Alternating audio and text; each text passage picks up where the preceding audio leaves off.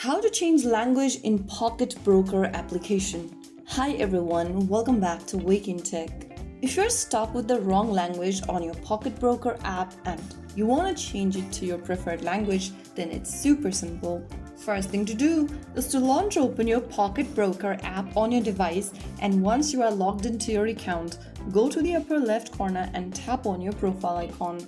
In the expanded menu, go ahead and look for this drop down right above settings. Here, in my case, it's English. In your case, it might be a different language setting for you. Just tap on this drop down to find the language options you can change to. Now select the language of your choice that you want to change to for your interface, and once you do that, the app will refresh. It'll give a quick refresh with the new language interface. You can repeat this step in order to find any other language if you want to change to a different language of your preference. So there you have it.